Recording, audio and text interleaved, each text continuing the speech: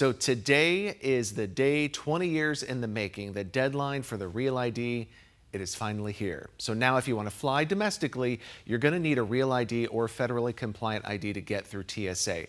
But there was a last minute change for anyone who doesn't have that Real ID to fly. Troy Lynch is live at Sky Harbor for us. Troy, last minute changes. Again, walk us through what this change means for folks who are headed to the airport.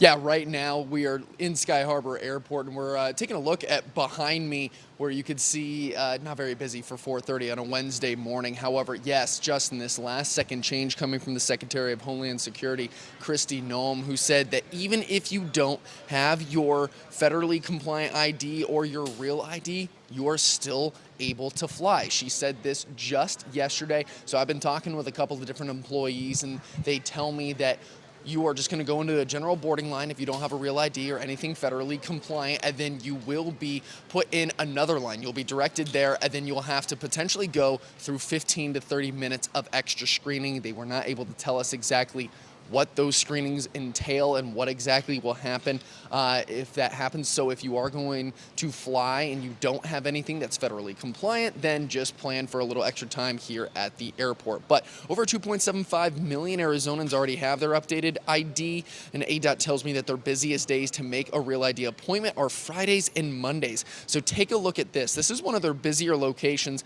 and this was in North Phoenix last Friday. Lines not out of the door, but you're waiting about an hour if you didn't make an appointment. And this is what it's going to be looking like for the foreseeable future, because Bill Lamoureux with ADOT tells me that their appointments were booked up leading up to the deadline, and there's a large increase in business. However, the deadline might have passed. ADOT is saying don't freak out and rush to the MVD if you don't have one. It really doesn't affect you much until you have to travel. But they say walk-ins are always welcome, but they're recommending people wait and make an appointment a few weeks before you're supposed to travel to alleviate MVD congestion. Then you should get your Real ID mailed to you in hopefully less than 2 weeks.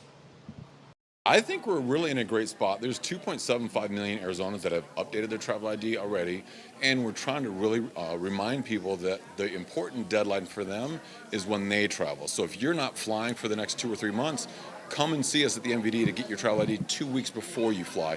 Not just because May 7th is here, get it just a few weeks before you travel.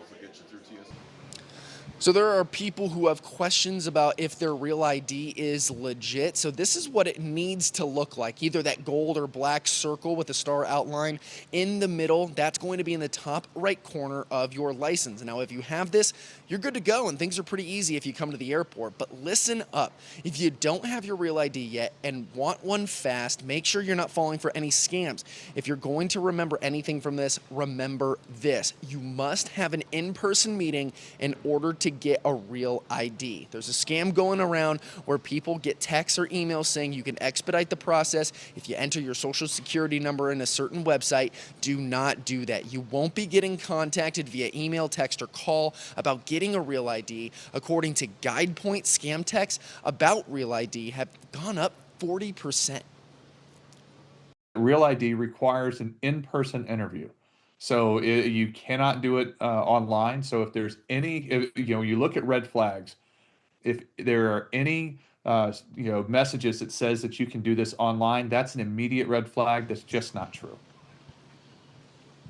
So in order to get your Real ID, when you go to the MVD, you're going to need a birth certificate or U.S. passport, your social security number, and then also 2 documents proving Arizona residency. It only costs $25, and then it's valid for up to 8 years. However, if you are coming here, you don't have a Real ID, you can have a passport, a green card, a military ID, tribal identification, and then there are a few more federally compliant identifications that you can have in order to fly and avoid that extra screening here at Sky Harbor. We're going to be covering this throughout the morning, so make sure you tune back in at 5 o'clock because we have more to talk about. But we're live here at Sky Harbor. Troy Lynch, 12 News, Today in AZ.